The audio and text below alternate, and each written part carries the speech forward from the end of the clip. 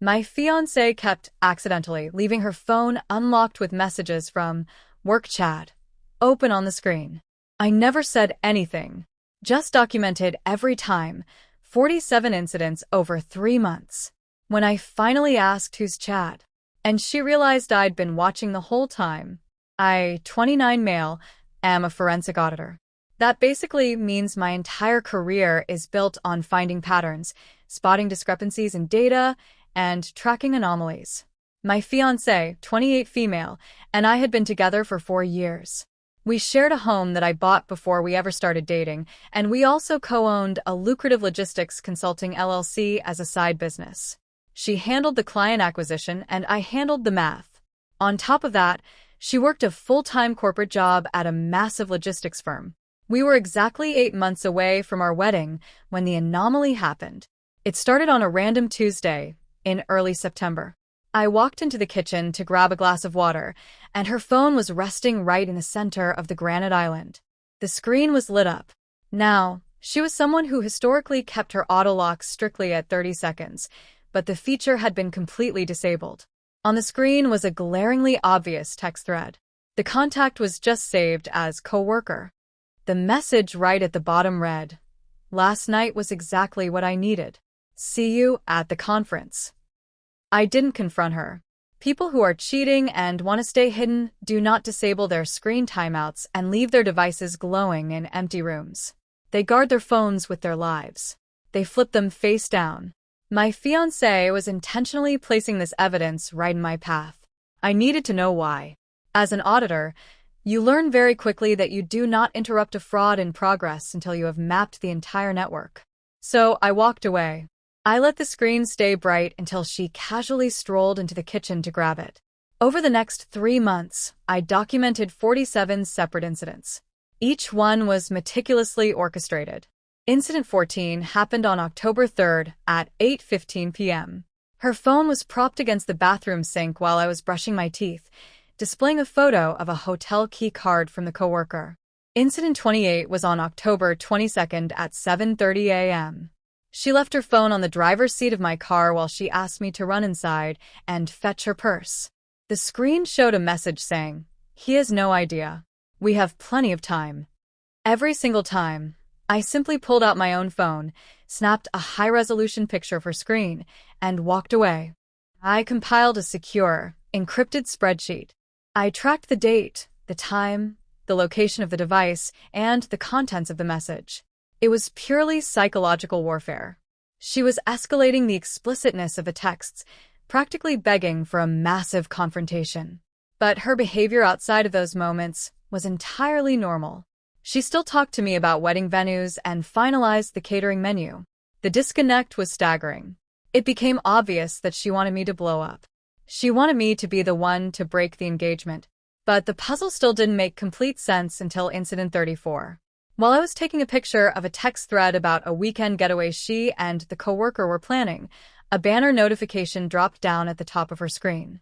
It was from our LLC's joint banking app, confirming a wire transfer. 4 days later, during Incident 39, another banking notification popped up right underneath a flirtatious text.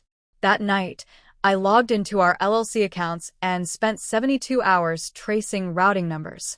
Our consulting business had a reserve account meant for taxes and emergency overhead. She had been systematically siphoning funds out of it, totaling just over $85,000, and moving it into a shadow account under her sole name. Suddenly, the texts made perfect sense. They were a smokescreen. She wanted me to find out about the affair, explode in a jealous rage, and cancel the wedding. She calculated that in the chaotic fallout of a dramatic breakup over infidelity, I would be way too emotionally distracted to audit the business reserves. She wanted to drain the accounts completely and dissolve her legal ties to the LLC before I even noticed the money was gone. I finalized my audit. I backed up the spreadsheet to a secure cloud, and I waited for her to lay the trap one last time. Incident 47 happened on a Thursday evening in late November. We were sitting in the living room watching TV. She stood up, stretched, and announced she was going to take a shower. She deliberately placed her phone face up on the coffee table right in front of me. The screen was glaring bright. A text from the coworker read, "I want you out of that house and with me." I waited for the shower water to stop running. A few minutes later, she walked back into the living room, drying her hair with a towel, and feigned a casual glance at the coffee table. "Who is the coworker?" I asked. My voice was completely flat. She froze. Her eyes darted to the phone, and she immediately switched into her rehearsed role. "Excuse me? Are you snooping through my phone? You completely invaded my privacy. You left it unlocked. On the table. For the 47th time since September." I slid my laptop across the coffee table toward her and turned the screen so she could see it.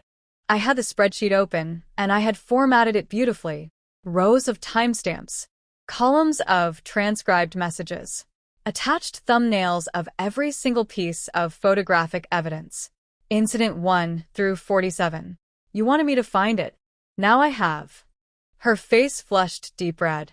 The script she had been practicing in her head for months was completely useless because I wasn't screaming.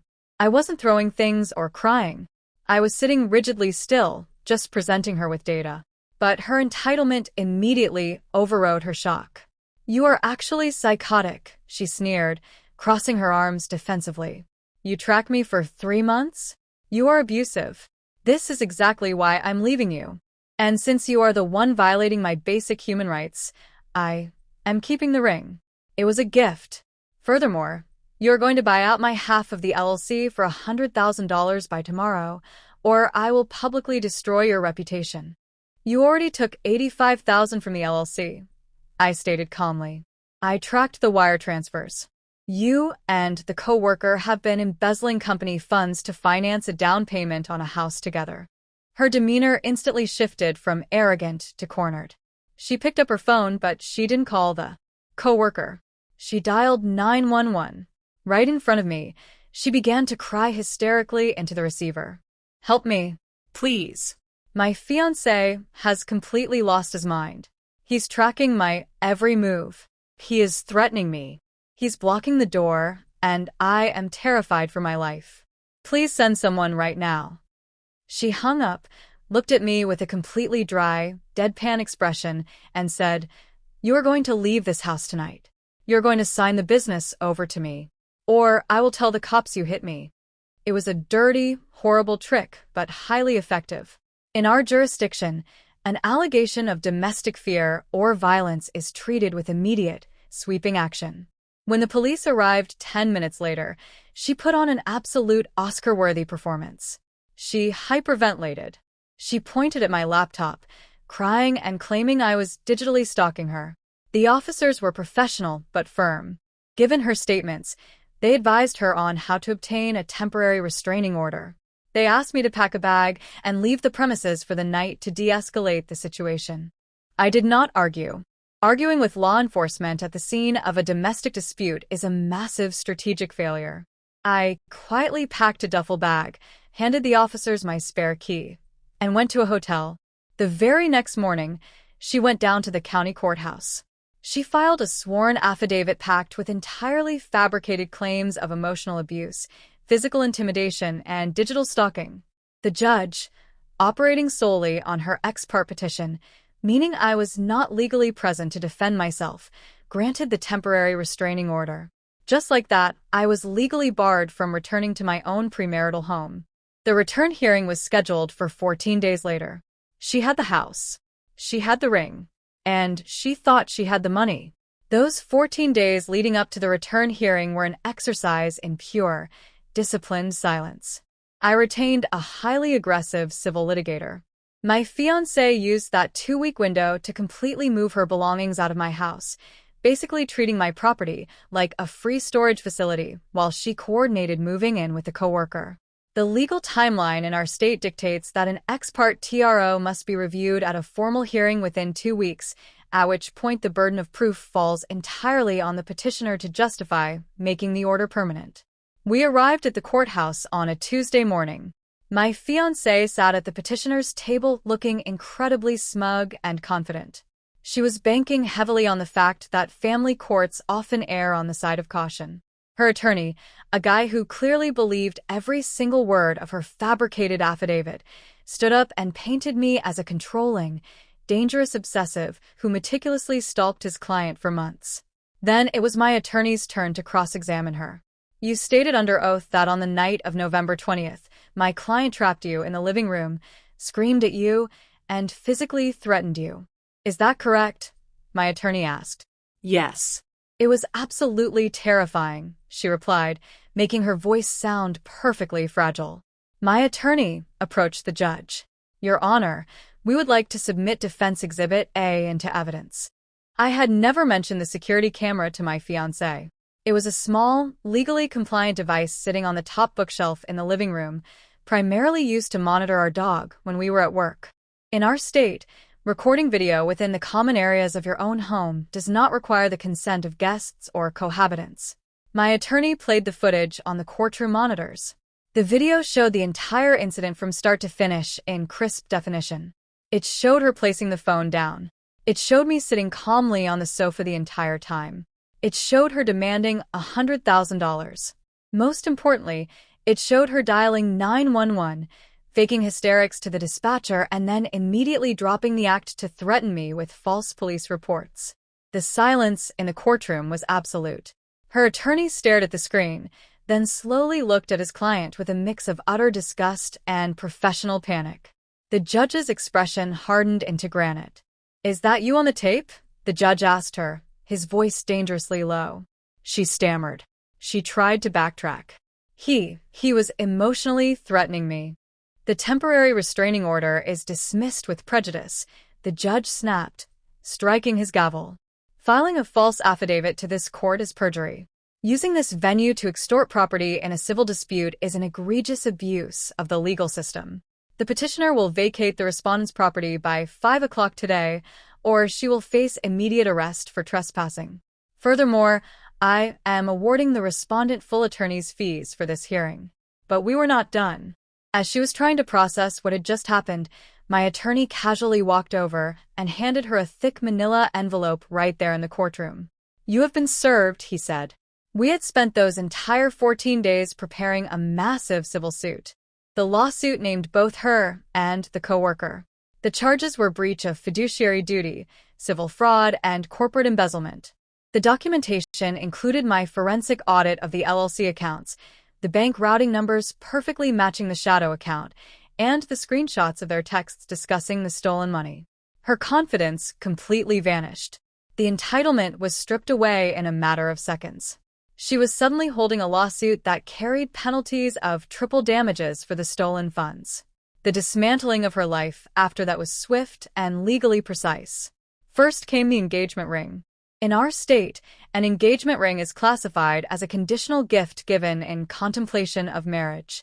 Because the marriage did not occur, and because she was explicitly at fault due to documented infidelity and financial fraud, the law dictated the condition was broken by the receiver.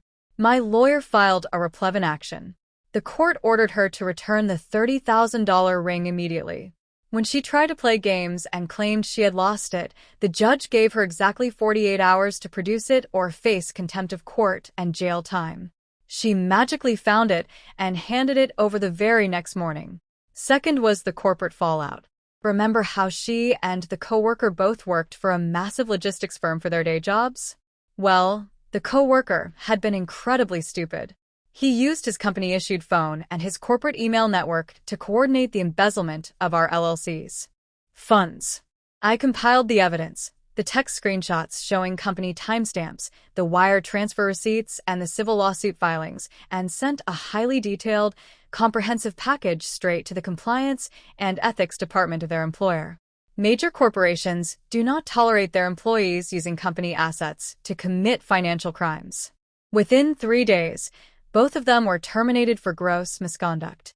Without their corporate incomes, they immediately defaulted on the escrow for the house they were trying to buy with my stolen money. The shadow account she had set up was entirely frozen by a judge's injunction during the discovery phase of our civil suit. She attempted to negotiate. She sent me desperate emails begging for a settlement, claiming the coworker manipulated her into doing it. She offered to return whatever was left of the stolen money if I just dropped the lawsuit. I declined every single offer. We took it all the way to civil trial. The financial records were completely irrefutable. The court ruled in my favor, issuing a massive judgment against both of them for the stolen $85,000, plus punitive damages, plus my entire legal costs. My attorney successfully placed liens on whatever meager assets they had left to their names. She wanted a dramatic, messy breakup where she walked away with my house, my business capital, and a very expensive ring, leaving me looking like an unstable villain. Instead, she meticulously engineered her own absolute financial and professional ruin while I just sat back and took notes. Revenge isn't about screaming matches or slashing tires in the middle of the night. It is about patience, documentation, and letting the full, crushing weight of reality and the legal system fall exactly where it belongs. I sold the side business, kept my house, and enjoyed the quiet, beautiful peace of a meticulously balanced spreadsheet. If you want to learn how to expertly audit your own life and spot the glaring anomalies before they bankrupt you, hit subscribe. Just make sure your phone's auto lock is turned on first.